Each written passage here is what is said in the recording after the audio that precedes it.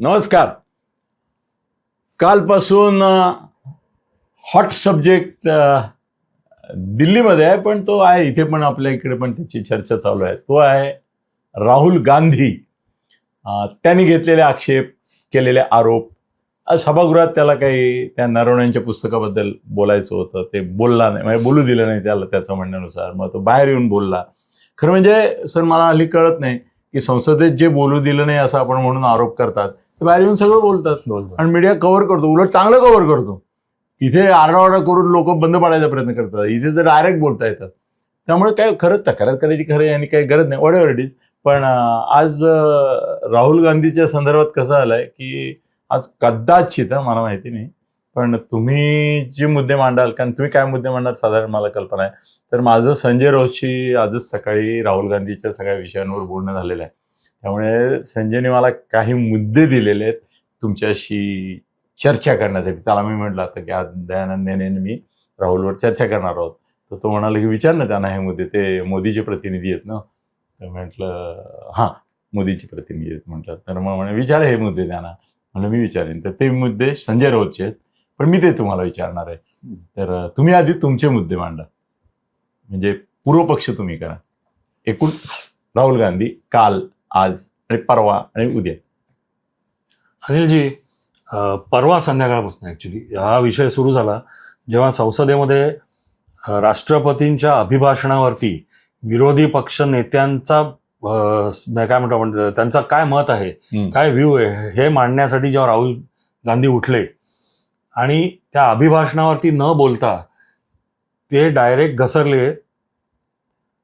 ते एक कॅरावान नावाचं मॅगझिन आहे, त्याची झेरॉक्स कॉपी ते घेऊन आले होते सदनामध्ये.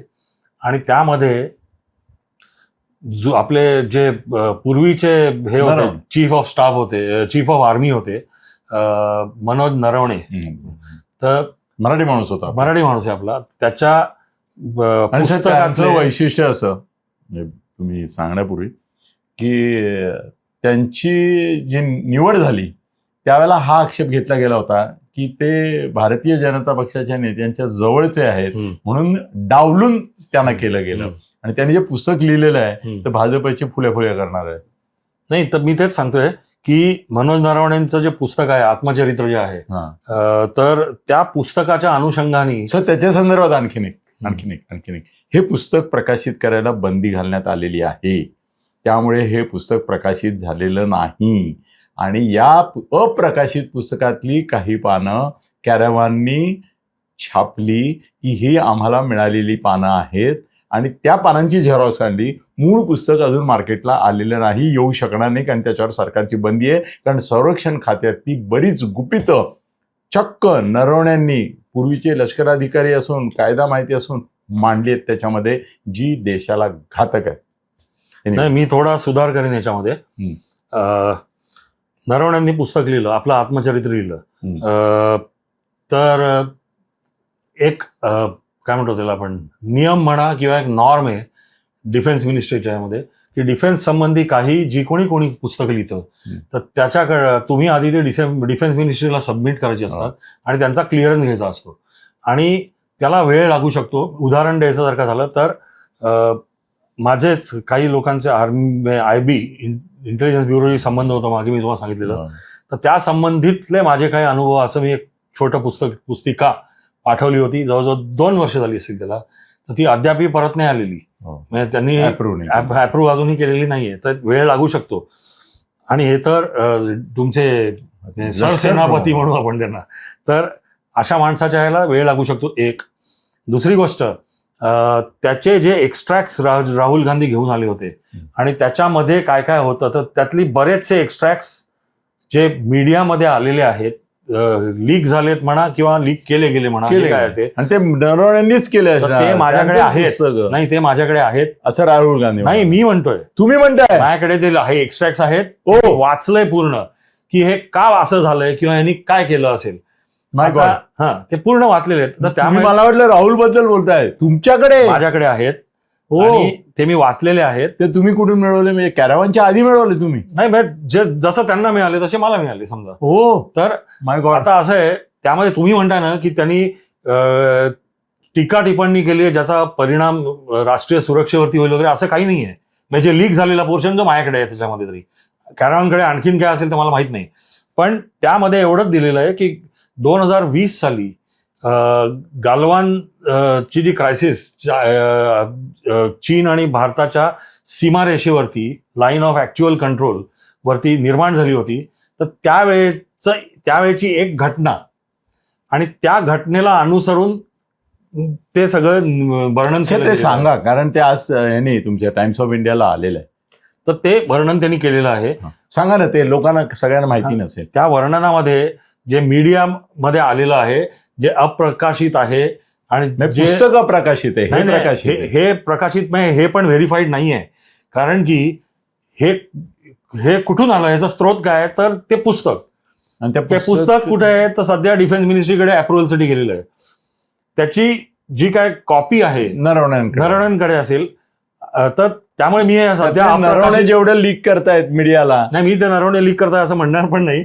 कारण की त्याच्यानंतर नरवण्यांचा एक इंटरव्ह्यू पण झालेले आहेत, 1-2 ठिकाणी आलेले आहेत.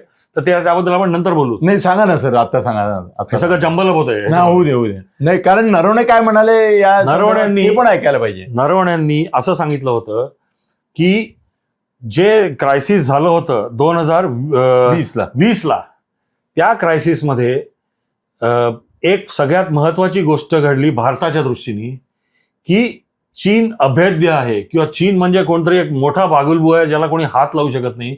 ही जी चीनची एक प्रतिमा पोक्ती होती आणि प्रतिमा जगभरामध्ये, तर ती आपण उद्ध्वस्त केली. आणि नुसतं PLA म्हणजे त्यांची पीपल लिबरेशन आर्मी, त्यांना परास्त त्या तिथे नाही केलं आपण, तर चीनच्या नेतृत्वाला आपण 4 पावलं मागे जाण्यासाठी परावृत्त केलं त्या ह्याच्यामध्ये आणि प्रवृत्त केलं. आणि ही मोठी उपलब्धी भारतासाठी हे नरवणे बोललेले आहेत. आणि हे 2020 सालच बोललेले आहेत. आणि हे त्यांचा जे अनुभव जे आलेले आहेत ते पण 2020 सालचे आहेत. आता ते अनुभव मी तुम्हाला थोडक्यात सांगतो. हां सर.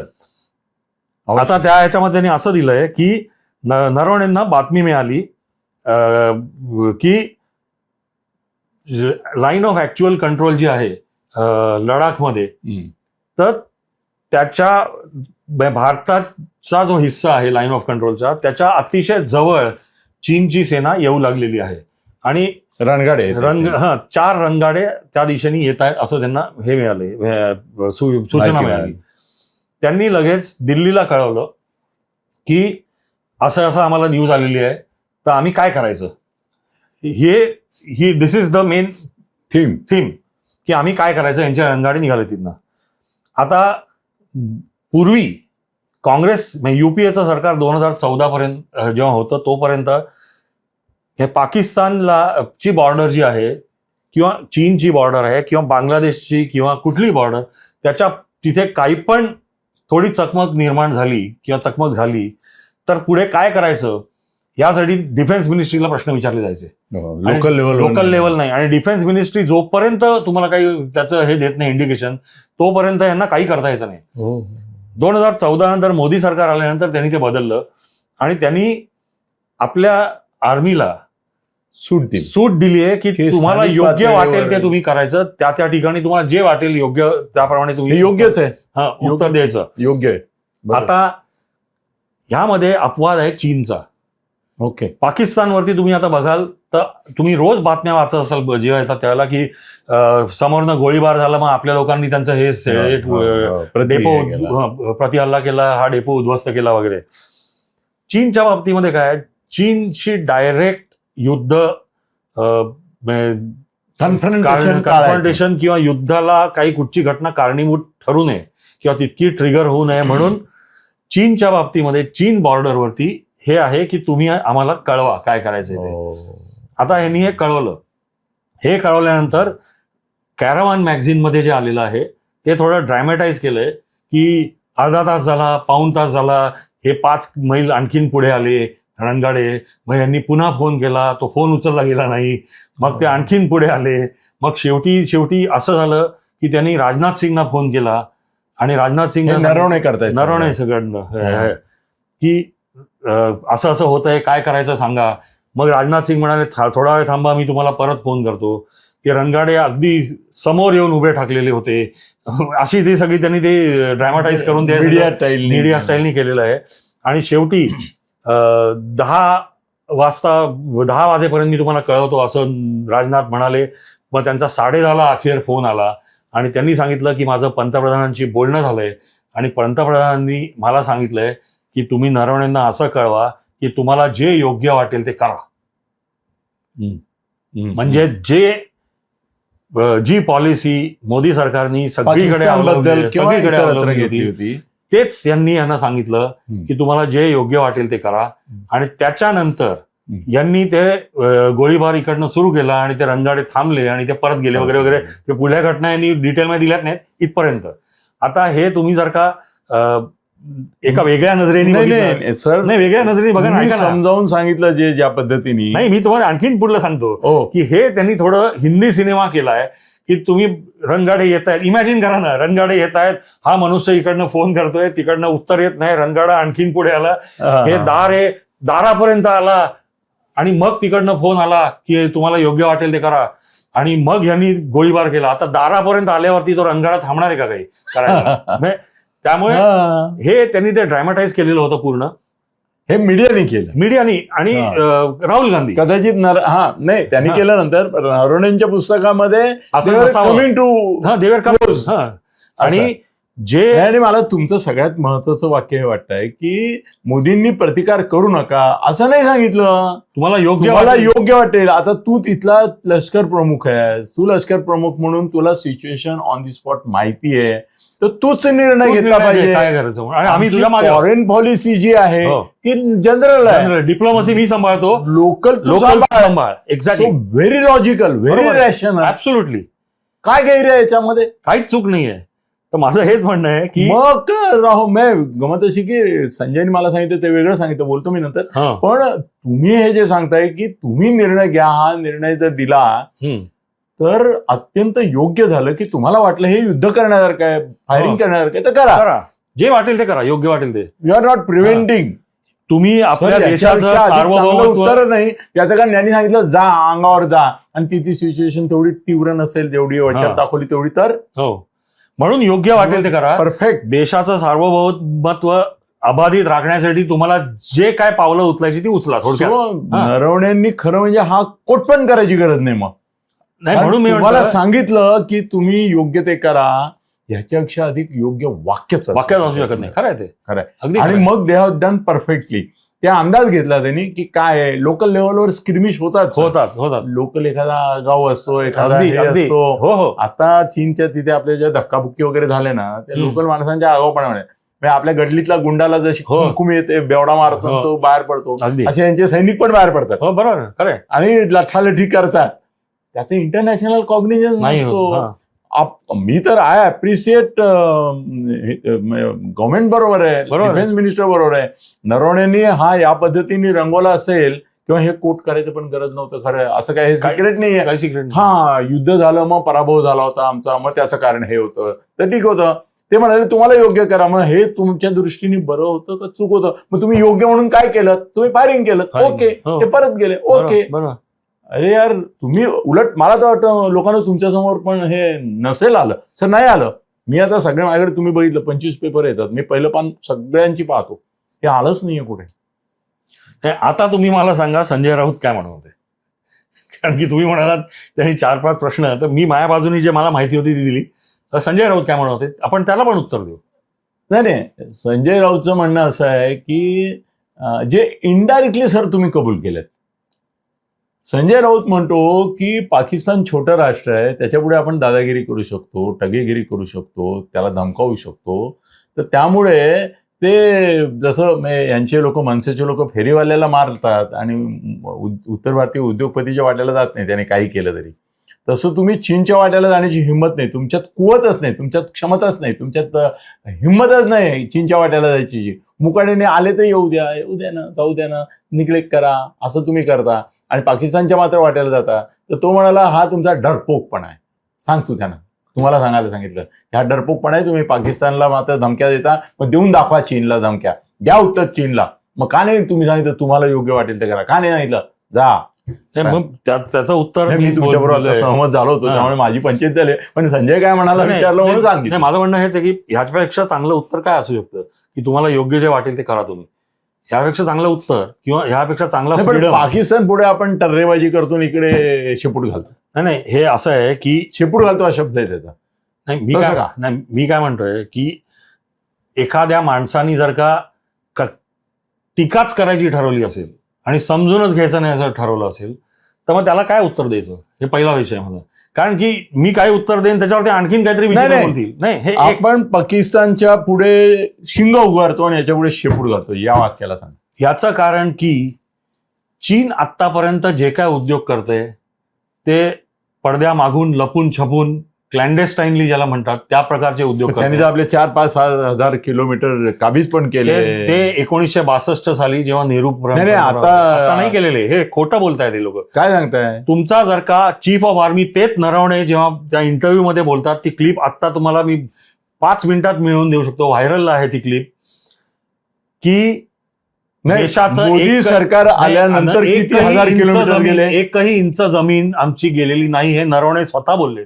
नरवणे स्वतः बोललेले आहे. आणि मोदी सरकार आल्यानंतर मोदी सरकार नाही, नरवणे तर 20 सालचं बोलतायत. हो मग नाही 20 साली मोदीच होते. मी तेच म्हणतोय की जर का नरवणे असं बोलत असतील तर हे चूक, त्यांचं ऐकायचं नाही, जमीन गेली आहे बोलायचं. आणि नरवणे जरा बोलले की बाबा यांनी मी 4 मला फोन करायला लागले, मला उत्तर नव्हतं मिळत, की त्याचा लगेच मोठाच्या मोठा बोंबाबोंब करायची, हे बरोबर नाही. हे डबल स्टँडर्ड आहे. हे तुम्ही आता जे सांगितलं मला की त्यांची ही क्लिप अवेलेबल आहे की आपली 1 इंचही जमीन घेतलेली नाही. गुगल करा, गुगलमध्ये तुम्हाला नरवण्याची क्लिप मिळेल. नाही मग मी निरुत्तर आहे की 1 इंच जमीन सुद्धा भारताची चीननी घेतलेली नाही. मग मी संजयला सांगतो की तुझं हे जे नॅरेटिव्ह आहे हेच मुळामध्ये चुकीचं आहे. हो, की आपण हे केलेलं आहे, म्हणजे चीनला शरणागत झालेलं आहे. पण राहुल हे परत सांगतो. आता मी तुम्हाला राहुल गांधींविषयी बोलतो. मी त्यांच्यावरती पहा काय झालंय. म्हणजे तुम्ही युट्यूबवरती ते संसदेत काय बोललं ते पण दिसेल आणि बाहेर काय बोलला ते पण दिसेल. आता एक गोष्ट लक्षात घ्या, संसदेमध्ये हे जेव्हा काय बोलतात एमपीज, संसदेच्या आतमध्ये त्यांना इम्युनिटी असते, त्याच्याबद्दल तुम्ही त्यांना प्रॉसिक्यूट करू शकत नाही. ही त्यांना मोठी इम्युनिटी असते. आणि ही इम्युनिटी ही काही विशेष कारणांनी, कारण की ही 545 देशातली सर्वात महत्वाची माणसं, म्हणजे लॉ मेकर्स ज्याला आपण म्हणतो, कायदा बनवणारी माणसं म्हणून त्यांना जेव्हा तुम्ही संसद म्हणून निवडून देता तर ते एका जबाबदार व्यक्तीसारखे वागतील आणि जबाबदारीने बोलतील असं एक गृहीत धरलेलं आहे. आता राहुल गांधींनी काय केलंय, हे जे इम्युनिटी जे आहे तर त्याचा ते गैरफायदा उठवतात आणि संसदेमध्ये येऊन काहीही बोलायचं. आणि तुम्ही त्यांची अगदी गेल्या आता किती 12 वर्ष झाली, 2014 नंतर 12 वर्षातली भाषणं बघा, ते काही येऊन बरळतात, काही येऊन बोलतात. कारण का, तर त्याच्यामुळे आपल्यावरती खटला होईल, आपल्याला शिक्षा होईल असं त्यांना माहिती आहे, काही होणार नाही म्हणून संसदेत येऊन बडबड करायची. आणि त्यांना काल रोखलं स्पीकरनी परवा हे बोलण्यापासून.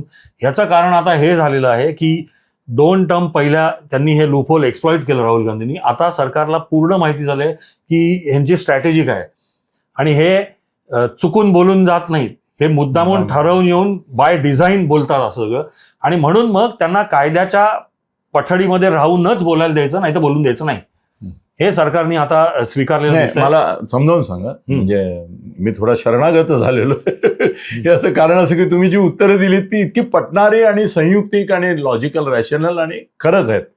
तर त्यामुळे मला सांगा की त्याला नरवण्यांच्या पुस्तकाचा उल्लेखच का नाही करू देत होते, काय हरकत होती? नाही, ह्याचा ऑलरेडी मीडियात आलेला आहे. नाही, ह्याचं कारण काय, तर ते पुस्तक प्रकाशित नाहीये.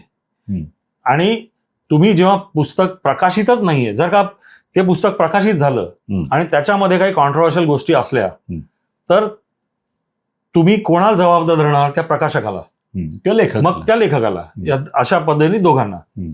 आता अप्रकाशित ह्याच्यामध्ये पुस्तक आहे, त्यामुळे खरं त्या पुस्तकात काय आहे कोणाला माहित नाही. अशी झेरॉक्स कुणी काय एआयनी काय करतात एक्झॅक्टली. आणि राहुल गांधी काल तिथे संसदेत बोलत होते की आय विल व्हेरीफाय दिस. कुठून व्हेरीफाय करणार?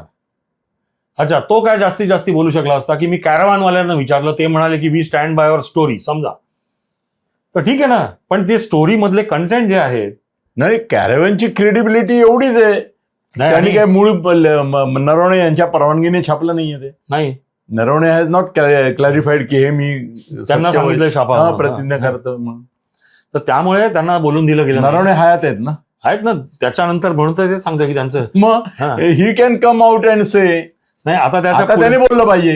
नाही, आता त्याचं हे सांगतो, पुढे सांगतो त्याच्यामध्ये कसं भरकटत कसे नेतात. राहुल गांधी तिथे बोलून दिलं नाही म्हणून बाहेर आले आणि ते बाहेर बोलले. तुम्ही ती आतली आणि बाहेरच्या क्लिप्स मी मगाशी म्हटलं का बघा, तर बाहेर आल्यावरती तो हे बोलत गेला. ते जे काय तो आतमध्ये बोलायचं होतं किंवा मी जे तुम्हाला सांगितलं की ते रणगाडे असे येत होते आणि यांनी फोन केला होता, ड्रामा.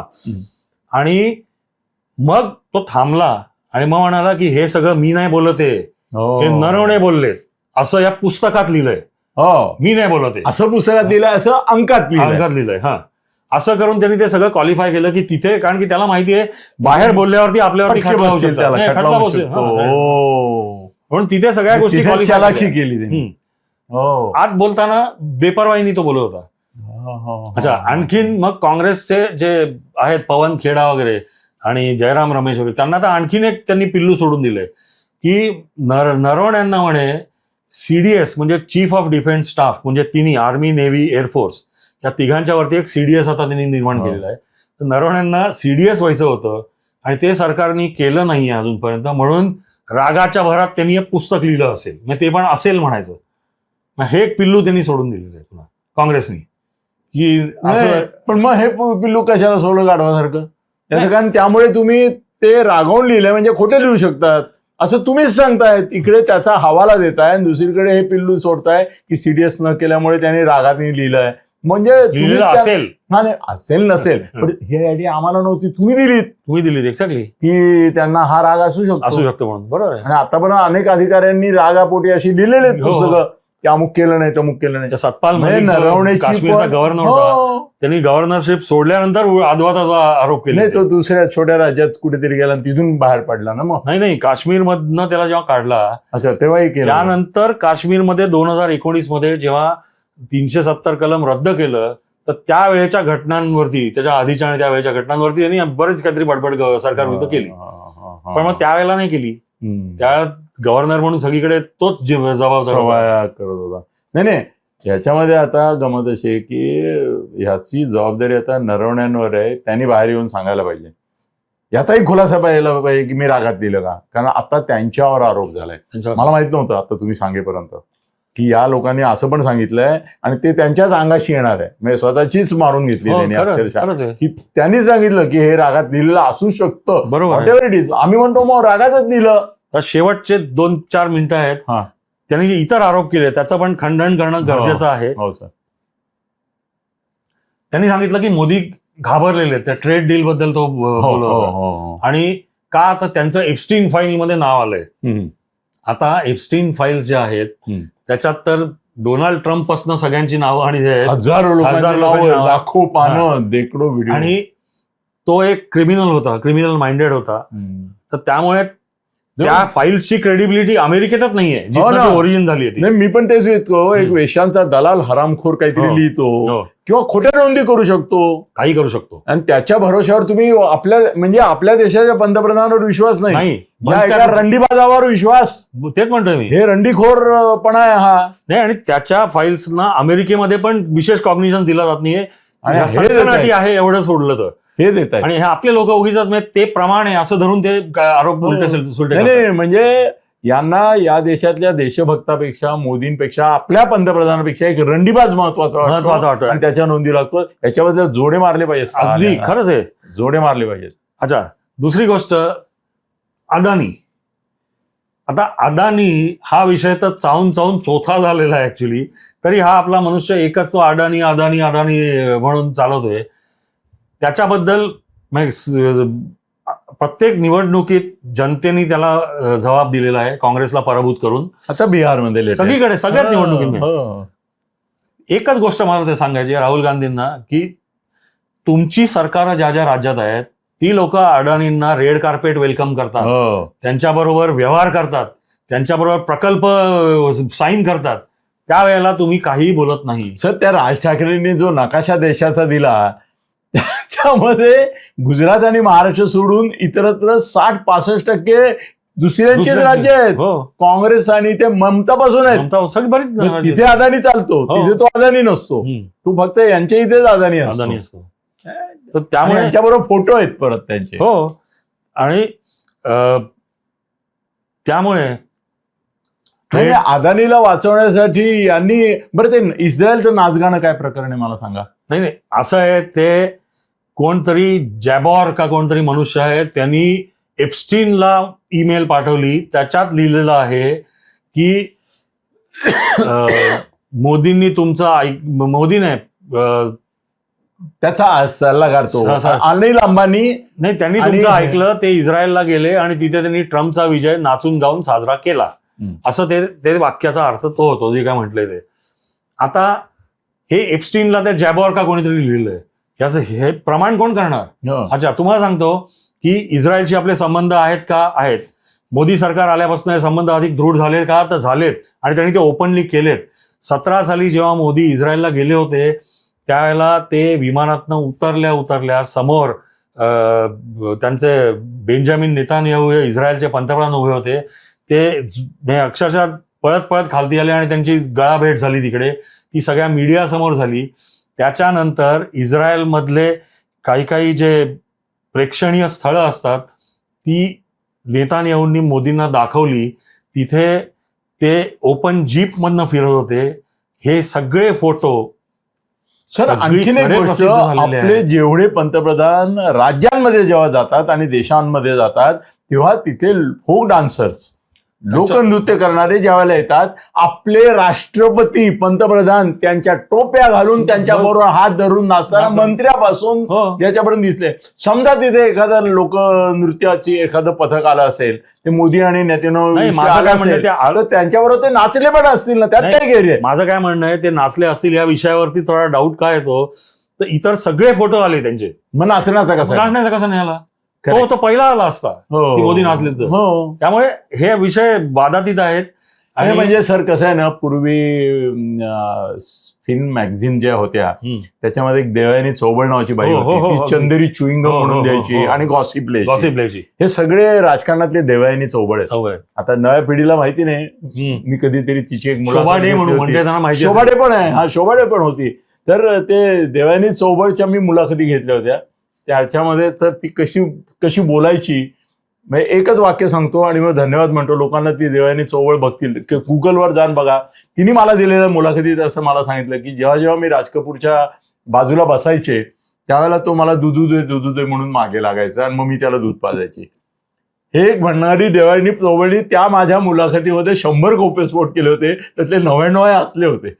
हे सगळे राजकीय देवयानी चौबळ नाही तर हे आहेत असं माझं मत आहे.